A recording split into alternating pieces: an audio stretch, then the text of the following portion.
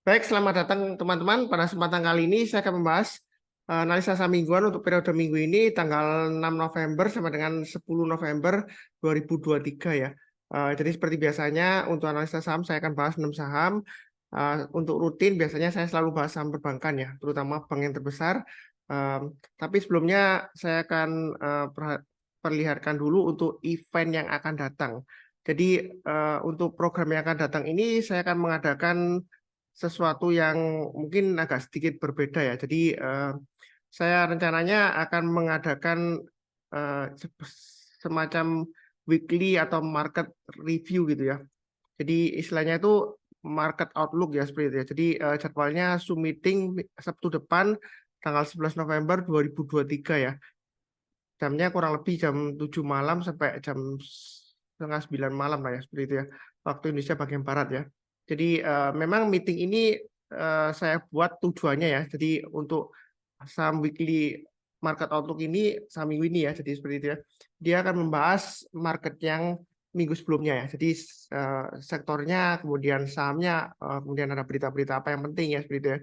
Kemudian outlook-nya untuk yang akan datang minggu yang akan datang maksudnya seperti itu ya. Jadi saham-saham apa yang potensial, kemudian sektornya dan lain-lain. Kalau ada aksi korporasi yang penting mungkin saya sharekan juga di sana ya. Jadi rencananya ini saya adakan setiap hari Sabtu ya, setiap minggu ya seperti itu ya. Jadi ini juga membantu teman-teman karena saya itu sering ditanya Pak Sunar saham ini bagaimana, Pak saham itu bagaimana gitu ya. Jadi saya punya saham ini bagaimana. Jadi Anda nanti ada istilahnya untuk pollingnya saham-saham apa yang mau dibahas ya seperti itu ya. Jadi nanti yang inputnya yang paling banyak akan saya bahas di meeting ya seperti itu ya. Nah, jadi teman-teman bisa tahu kira-kira arahnya kemana gitu ya. Atau prospeknya bagaimana mengenai suatu saham ya. Jadi akan saya bahas di meeting perdananya hari Sabtu ini ya. Sabtu yang akan datang ya, bukan Sabtu yang minggu ini enggak. Sabtu yang akan datang 11 November ya. Nanti linknya ada di video berikutnya, nanti saya akan bikin videonya atau nanti di Telegram group saya akan umumkan untuk linknya ya. Jadi Anda bisa join meetingnya, jangan lupa setiap hari Sabtu ya. Rencana saya seperti itu. Jadi mudah-mudahan banyak peminatnya. Jadi kalau peminatnya lumayan banyak akan saya adakan rutin ya, seperti setiap minggu ya. Tapi kalau yang peminatnya sedikit ya mungkin nggak saya adakan, ya saya cuma share video aja, kurang lebih seperti itu ya. Berikutnya saya langsung bahas ke materi ya. Jadi untuk saham perbankan yang pertama yang saya bahas yang paling kuat ya sejauh ini ya terhadap tekanan koreksi ya SG sebelumnya ini saya bahas mengenai saham Bank Mandiri ya. Memang sebelumnya saya sudah buat mengenai garis-garis ya, tapi karena ini sistem Amic Broker saya itu error, jadi database sebelumnya itu garis-garisnya hilang ya. Jadi saya buat baru aja. Mungkin ada sedikit perbedaan dari sebelumnya, tapi kurang lebih sama lah ya, nggak berbeda jauh ya. Jadi saya gambarnya seperti ini ya. Sebenarnya gampang banget ya. Seperti ini kan area swing high-nya, terus ini kurang lebih area supportnya ya. Karena dia ketika dia breakout, kemudian dia turun, terkoreksi ya. Jadi ini kan 5.402 ya. Biasanya saya kecenderungan akan saya bulatkan. Jadi ini seringkali kalau yang ngikutin saya Bank Mandiri itu trading range-nya lumayan rapi ya. 5.500, kemudian 6.000, 6.000 berikutnya lagi targetnya adalah 6.500 ya. Itu acuannya setiap kelipatan Rp500 ya. Jadi saya nggak rubah-rubah. Ini lumayan rapi. Kenapa? Karena kalau kita perhatikan sini ya, ini mulai dari awal sebelumnya ya. Ini sudah pernah saya bahas di video-video sebelumnya. Dia itu kalau kita perhatikan ya waktu dia konsolidasi di sini ya, ini supportnya lumayan kuat ya 5.000 ya. Waktu itu kan lemot ya, nggak naik-naik ya. Tapi ternyata dia berhasil breakout ya. Jadi 5.000 ke 5.500, 5.500 ke 6.000. Jadi saat ini ya, minggu ini dia akan menguji resisten 6.000. Kalau dia berhasil naik ke atas 6.000 ya, yang sudah punya, Anda boleh tambah lagi atau average up istilahnya ya. Kalau yang belum punya, kalau mau buy high sell higher ketika dia breakout ke atas 6.000 boleh ya. Target price berikutnya 6.500. Di sini ada checkpointnya. Jadi di sini swing high-nya di 6.200. Kalau dia berhasil naik lagi ke atas 6.200 ya, Anda boleh tambah lagi atau average up ya, seperti itu ya. Jadi garis-garis yang sudah saya berikan ini untuk acuan untuk trading range ya. Kalau naik kita boleh tambah lagi atau average up, tapi kalau turun jangan lupa pasang trade stop-nya atau stop loss-nya. Sebelumnya ada yang tanya, lupa Sunar kalau naik tambah lagi average up. Nah, kapan take profit-nya? Take profit-nya adalah ketika misalnya kalau dia sudah berhasil breakout, Ternyata gagal Pak Sunar, kena trailing stop, ya udah jual ya. Anda bisa jualnya bertahap ya. Trailing stop pertama, kemudian kalau turun lagi ya trailing stop kedua ya. Atau stop loss ya istilahnya seperti itu ya. Nah, yang belum punya untuk Bank Mandiri ini kalau kita perhatikan memang area supportnya itu 5.500. Kalau kita perhatikan dari swing low sebelumnya di sini itu 5650 ya. Jadi ini bisa kita pakai acuan untuk area buy on weakness-nya ya. Kalau mau buy on weakness sekitar 56, sebentar ini sekitar 5625 sampai 5650 ya gambarannya ya. Jadi saya gambar dari sini ini untuk area buy on weakness-nya ya. Kurang lebih 5625 sampai 5500 lah. Artinya buy on weakness itu kalau turun Anda jangan langsung buy. Jadi tunggu kalau sudah berhasil rebound atau mantul ke atas ya, menjelang penutupan sorenya atau besok paginya kita bisa mulai buy. Itu buy on weakness seperti itu. Jadi kalau turun langsung buy, itu bukan buy on weakness namanya. Itu namanya tangkap pisau jatuh ya. Jadi kalau sudah berhasil rebound mantul kita barusan buy. Kita maunya itu menaikin banteng ya, ride the bull ya, bukan istilahnya kalau kita turun terus kita beli nanti istilahnya nanti keinjak-injak beruang ya seperti itu ya, keinjak-injak bear ya, karena marketnya bearish atau sahamnya bearish nanti keinjak beruang ya. Kita maunya naik banteng ya, ride the bull ya seperti itu. Jadi ini memang posisinya di tengah-tengah ya. Kalau beli sekarang memang nanggung ya. Terus terang untuk Bank Mandiri saya sudah beli ya, ada kumpulin ya waktu dia turun di sini ya. Jadi tapi saya belum tambah lagi atau average up belum ya, karena marketnya masih belum benar-benar kondusif ya. Memang sebelumnya itu karena ketakutan The Fed kan, takutnya nanti menaikkan suku bunga lagi. Ternyata kan sebelumnya sudah bilang ya, dikasih mati-mati sampai akhir tahun The Fed tidak akan menaikkan suku bunga. Memang sih untuk IHSG itu enggak, kita jangan terlalu fokus ke The Fed ya. Saya sarankan selalu di grup itu fokus kepada saham-saham yang ada di portfolio masing-masing dan sudah yang ada juga yang ada di watchlist ya. Memang dalam kenyataannya ya kalau kita perhatikan ada pengaruhnya. Mungkin ada beberapa yang bilang, oh Pak Sunar itu ada pengaruhnya The Fed sama IHSG. Ya memang mungkin benar ya ada sentimennya. Karena kalau kita bicara mengenai market, itu sentimennya banyak. Baik dalam negeri, luar negeri, maupun dari perusahaan itu sendiri ya seperti itu ya. Jadi cara saya tetap fokusnya ke saham-saham yang langsung. Jadi bukan ke faktor eksternal yang lain-lain dan lain-lain gitu ya. Nanti tambah pusing ya seperti itu ya. Karena belum tentu misalnya ya, wah Pak Sunar ini US sampai tembus 17.000 ke atas, kemudian The Fed naikkan lagi suku bunga, gimana ini marketnya ngaco? Ya tergantung portfolio saham Anda. Saham yang dimiliki apa? Nah, apakah ada berhubungannya atau enggak? Apa pengaruhnya atau enggak ya? Jadi saran saya tetap aja fokus ke saham yang ada di portfolio masing-masing. Kalau Anda fokusnya ke fundamental, ya cek aja kalau laporan keuangannya masih bagus, labanya masih bagus, pertumbuhan pendapatannya masih bagus, ya Anda kalau mau hold silakan ya seperti itu ya. Kemudian saham-saham yang ada di watchlist yang Anda ingin punya, kalau turun-turun ya Anda tunggu aja, kalau sudah mulai berbalik arah Anda barusan buy ya seperti itu ya. Jadi saran saya tetap fokus ya, jangan sampai kita nggak fokus kemana-mana pikirannya. Nanti ada perang, oh ini pas ada perang ini lagi, terus oh gimana ini, terus harga emas naik tinggi, oh gimana ini pas pada tambah bingung sendiri seperti itu ya. Kurang lebih cukup ini untuk BMRI ya.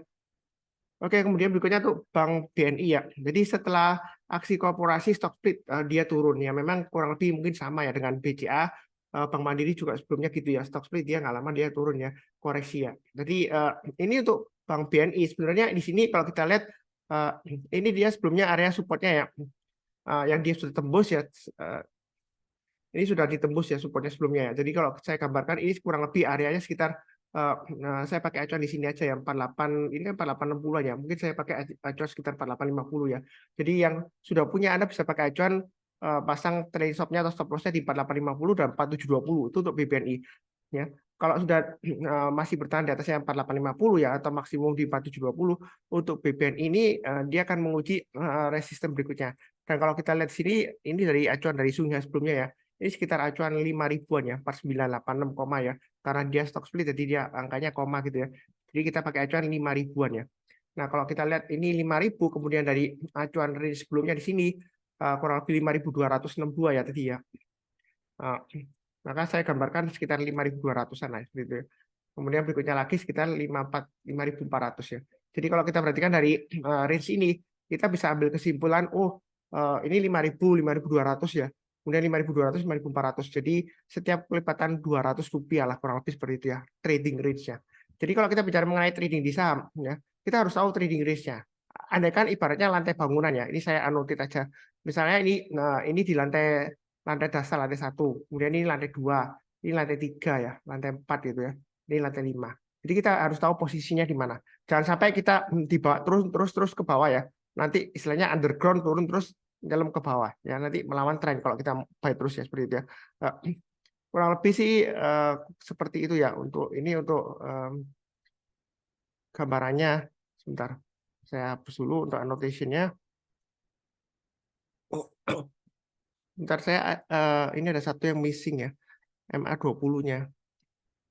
Biasanya saya selalu tambahkan MA20-nya ya, karena saya seringkali menyebutkan untuk yang mau buy on weakness itu boleh buy on weakness di MA20-nya gitu ya. Sebentar. Ini moving average MA overlay. Jadi saya gambarkan MA20-nya.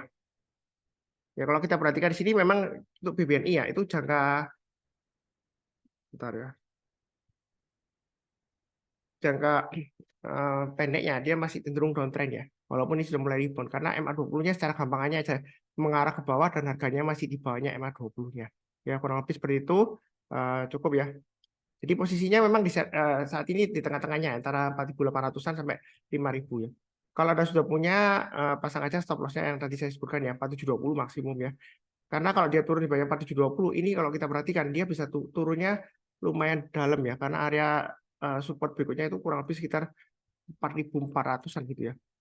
Ya kalau kita perhatikan sini kan dia gagal bertahan di atasnya 4.800-an ya. Kemudian dia nggak lagi koreksi, memang sempat rebound di sini ya. Jadi ini confirm kurang lebih area resistennya. Kalau dia gagal turun di bawah 4720 ini ya sudah saya gambarkan, lebih baik kurangi posisi atau jual dulu.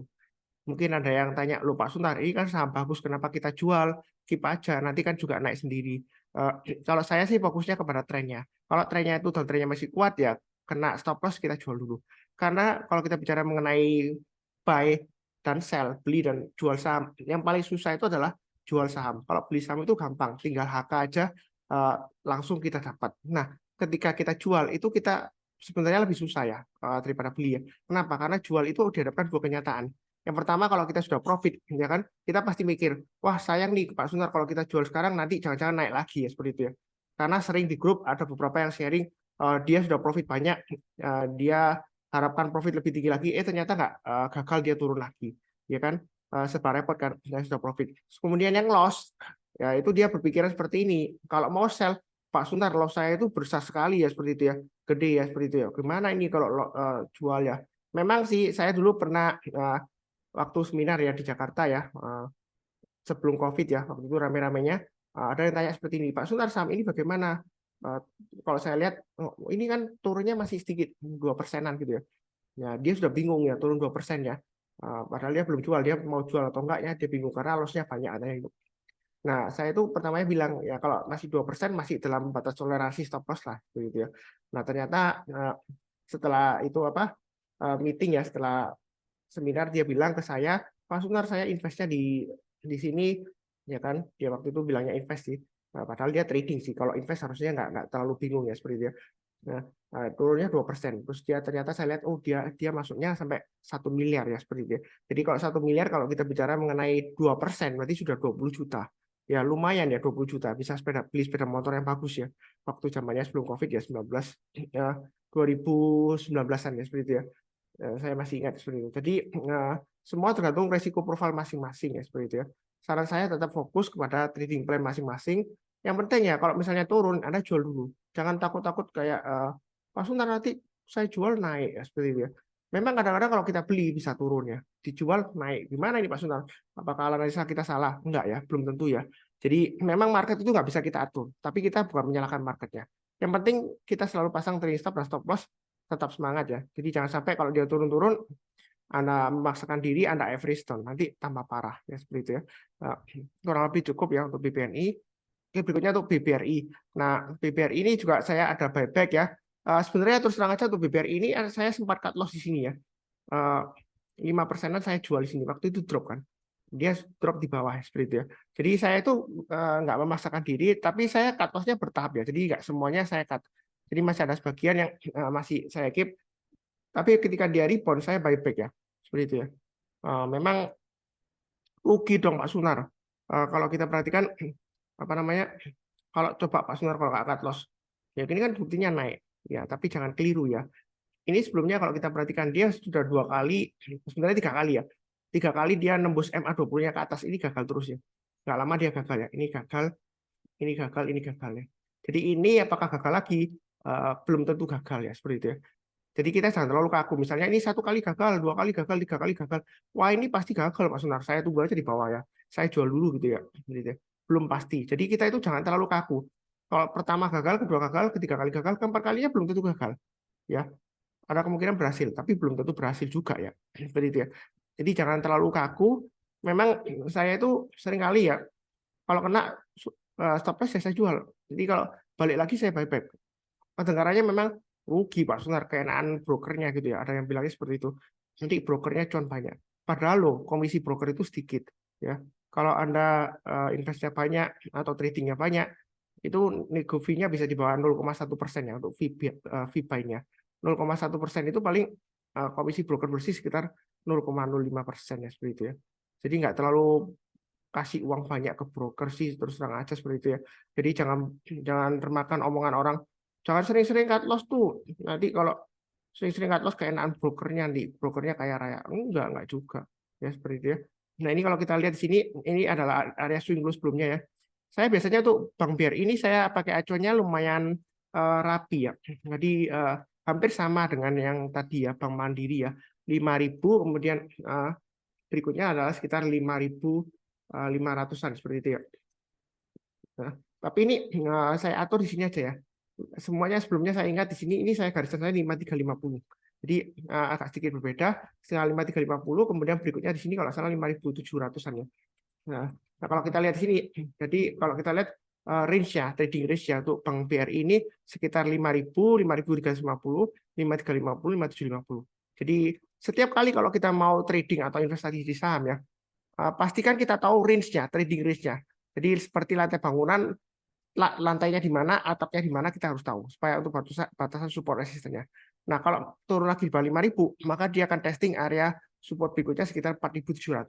Jadi kalau kita perhatikan di sini, ini lumayan rapi ya. Ya, area support resistennya itu lumayan rapi untuk BBRI setiap lipatan 3.300 rupiah. Jadi setelah 5.000, berikutnya lagi 5.350, setelah itu 5.750. Ya kurang lebih seperti itu. Ini arahnya masih downtrend ke bawah. Itu untuk BBRI ya. Jadi ini saya ada buy lumayan menarik untuk BBRI. Apakah nanti bakalan turun lagi Pak Sunan? Kita nggak akan pernah tahu pasti ya. Pasang stop loss-nya aja. Ya, seperti itu ya. Jadi di saham itu nggak ada yang pasti. Jadi jangan terlalu kaku banget ya. Oh Pak Suntar, ini pasti naik, ini nanti ini belum tentu. Oh ini pasti turun karena sebelumnya dia gagal, belum tentu ya seperti itu ya. Yang penting pasang trading stop-nya dan stop loss-nya ya, seperti itu ya. Kurang lebih cukup. Berikutnya BBCA. BBCA ini saya ada buy juga, saya lumayan banyak juga ya. Jadi sempat saya jual, kemudian saya buyback, saya jual buyback.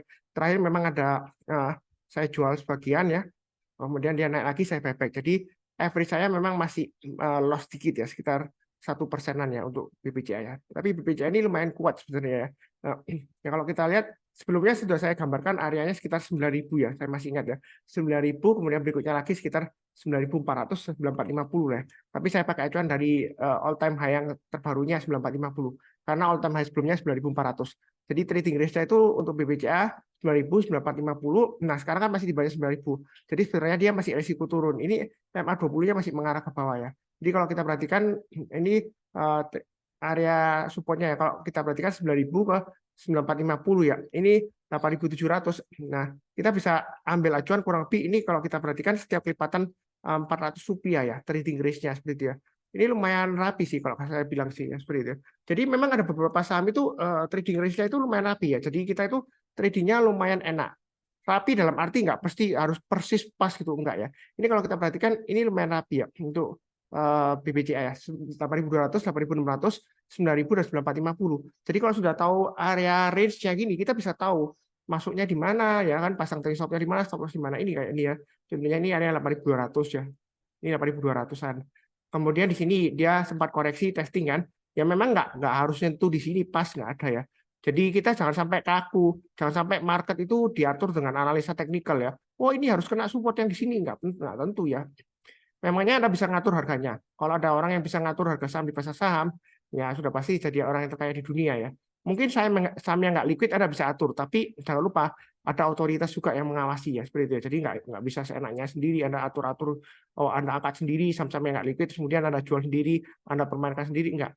Nanti Anda bisa kena istilahnya warning ya dengan otoritas ya. Jadi tidak boleh secara sengaja untuk memanipulasi harga saham di pasar saham seperti itu ya. Terutama yang saham yang tidak liquid ya, biasanya mereka pantau. Seperti itu ya. Jadi kalau kita perhatikan sini, ini ya pullback ya, nggak sampai 8.600 nih Pak Sunarya, kurang lebih lah. Karena saya ambil 8.600, ini sebelumnya swing high-nya di sini ya. Ini area swing low-nya juga ya. Di sini juga area konsolidasinya ya. Dia gagal, terus kemudian dia turun lagi seperti itu ya. Jadi ini kurang lebih gambarannya lah, gimana cara gambar garis-garisnya. Dan kebanyakan yang ngikutin saya sih garis-garisnya lumayan rapi ya. Jadi kita tinggal ikutin aja posisi kita sekarang di lantai berapa ya. Contohnya di sini ini lantai 1 ya. Ya kita pakai asumsi lantai bangun aja. Ini lantai 1, lantai 2, lantai 3. Berarti sekarang di lantai 2. Sedang menuju untuk lantai 3. Ya kurang lebih seperti itu. Kalau Anda mau buy on weakness ya tunggu aja di 8.600 atau 8.200. Tapi kalau nggak dikasih, karena ini kan dekat dengan resistennya, sekalian tunggu breakout ke atas, naik ke atas 9.000, kita buy target price berikutnya di 9.400 atau 9.450. Memang nggak langsung ya. Kalau kita bicara mengenai BBCA ini, dia memang agak lemot ya. Tapi dia itu lumayan defensif ya, lumayan kuat ya. Jadi sudah teruji. Sudah saya sering sebutkan juga di video saya ya.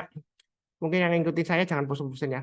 BCA ini salah satu saham yang anti nyangkut sejauh ini ya. Kenapa anti nyangkut? Karena kalau misalnya Anda belinya di puncak, ya kan, kemudian kena turun ya, kena drag ya, nggak lama lagi 1 atau 2 tahun ke depan Anda bisa balik modal, Anda bisa cuan dividennya ya seperti itu. Tapi kan Anda bisa tidurnya ya. Tapi itu sejauh ini ya. Jadi nggak pasti masa depannya sama nggak ya. Jadi nggak ada yang pasti di pasar saham ya. Kalau ada yang bilang, oh ini pasti naik, Big Bang pasti balik lagi ke atas, belum tentu. Ada bank perbesar ya, ya sebelumnya pakai istilahnya buku ya. Sekarang kalau nggak salah istilahnya bukan pakai buku ya. Jadi kalau nggak salah apa ya? Sebentar, saya coba search dulu ya. Dulu pakai istilah klasifikasi bank ya, itu pakai istilah buku berapa ya? Bank umum klasifikasi usaha ya, kelompok usaha kalau salah salah. Sekarang kalau nggak salah namanya apa ya? Sebentar. Oh ya, pakai KBMI ya. Jadi kelompok bank berdasarkan modal inti ya. Jadi kategorinya ada 4. Kalau salah untuk yang KBMI ya, KBMI itu kalau yang pertama itu modalnya sampai 6 triliun kalau salah seperti itu. Kemudian kalau yang kedua itu di atas 6 triliun tapi di bawahnya 14 triliun. Ketiga itu 14 triliun sampai 70 triliun ya, udah modal intinya. Kalau di atas 70 triliun itu KBMI yang keempat ya seperti itu ya. Jadi bank-bank buku besar itu ada yang KBMI 4 ya, tapi dia harga sahamnya ada yang belum balik juga ada. Ya, saya nggak mau sebutkan sahamnya ya seperti itu ya.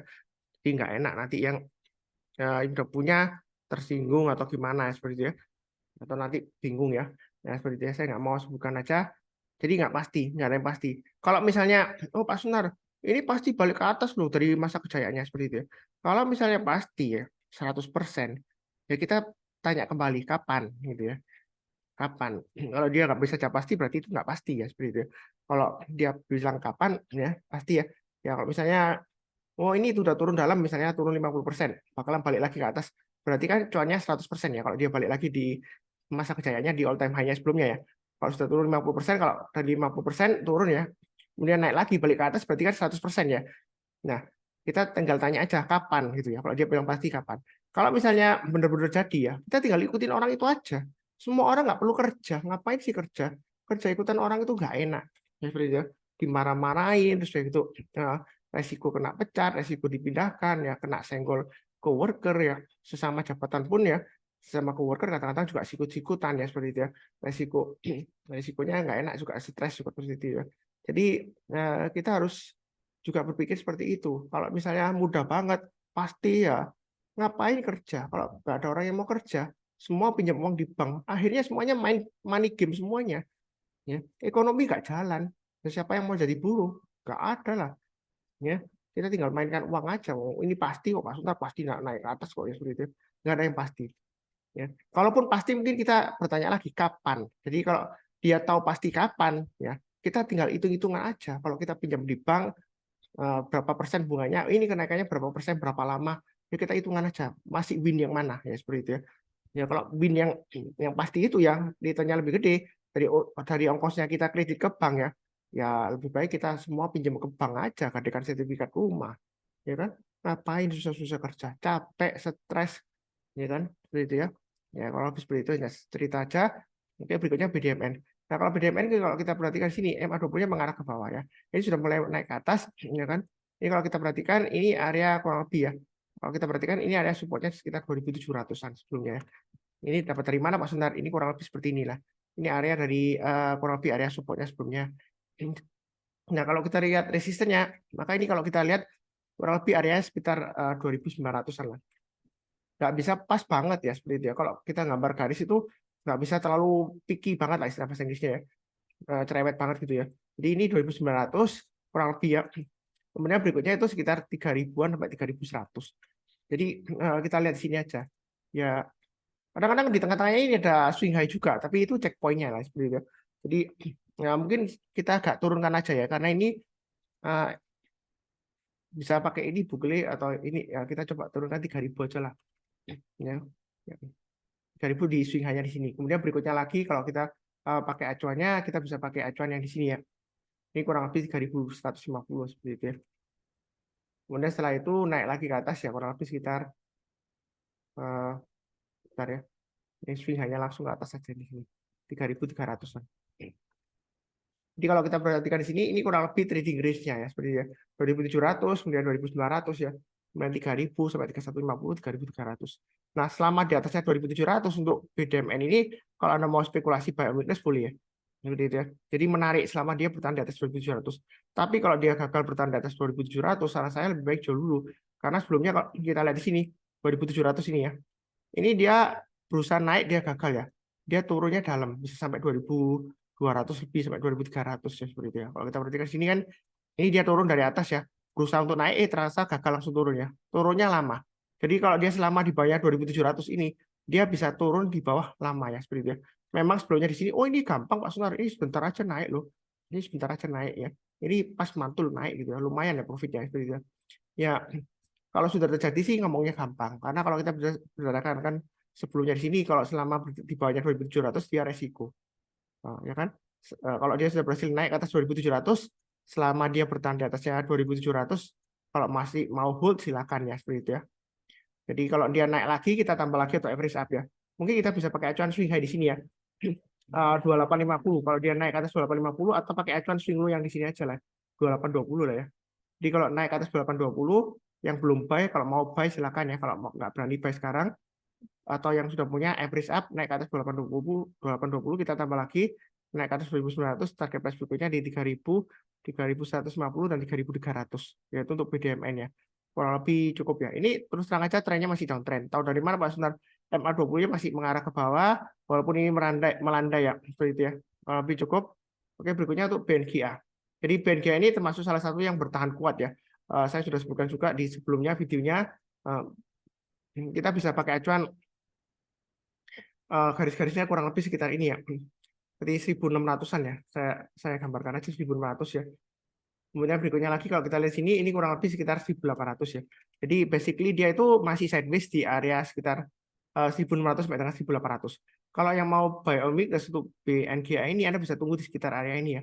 1.600-an ya. Jadi kalau dia turun di bawahnya 1.600-an ini kurang lebih kalau kita perhatikan dari swing low sebelumnya di sini ini di area 1.640 ya. Jadi kalau dia turun jangan langsung buy. Tunggu besok paginya atau menjelang penutupan hari itu ya. Kalau dia berhasil naik higher high kita boleh buy, buy-nya bertahap aja ya. Kalau dia breakout ke atas 1.800 maka secara gampangnya aja kita pakai trading range-nya acuannya setiap kelipatan 200 ya. Target price berikutnya adalah 2.000. Itu untuk BNGA. Apa mungkin Pak Sunar 2.000 ya? Apa benar sih 2.000 ya? Kalau kita mundur ke belakang ya, ini di masa kejayaannya dulu, ya ini sempat area kurang lebih resistannya sekitar 2.000-an ya. Kalau dilihat dari grafik bulanannya. Jadi memang dia masih konsolidasi di atas ya. Untuk BNGA ini dia lumayan strong. Tapi kata kuncinya di sini jangan lupa ya, selama dia bertahan di atas 1.600. Kalau dia gagal bertahan di atas 1.600, ini turunnya bisa dalam. Ya. Jadi khasnya BNGA itu kalau sideways-nya lama, bisa lama, uptrend dia naiknya bisa lama, tapi kalau dia sudah downtrend, downtrend-nya dia bisa lama ya. Berhari-hari, berminggu-minggu, dan berbulan-bulan, bisa sepanjang tahun dia downtrend-nya. Jadi jangan memaksakan diri ya, istilahnya don't push your luck ya. Ini 2019 ya, sebelum COVID dia sudah mulai turun. COVID tambah parah lagi dia turun ya. Ya, seperti itu ya. Jadi ini sebelumnya 2018 ya. Seperti itu dia turun, ya kan? Turunnya lama ini sampai hampir sepanjang tahun ya turun terus. Kemudian tahun depannya awal-awal kuartal pertama perusahaan dia naik ya seperti itu ya. Jadi kalau sideways juga lama, breakout naik ya dia juga lama seperti itu ya. Itu ciri khasnya. Tapi kalau turun juga lama. Jadi hati-hati kalau dia gagal bertanya di atasnya, kalau gagal bertanya di atasnya 1.600 ya, itu lebih baik jual dulu atau kurangi posisi lah. Naik turun lagi di bawah 1.500 ya Anda jual dulu semuanya. Itu untuk BNGA ya seperti itu ya. Kurang lebih cukup sekian ya. Jadi jangan lupa yang barusan kenal channel Sam Profit untuk subscribe, like, nyalakan lonceng notifikasinya supaya nggak ketinggalan. Seperti biasanya saya doakan selalu semuanya selalu sehat, damai dan sejahtera selalu. Amin. Terima kasih banyak. Cukup sekian ya.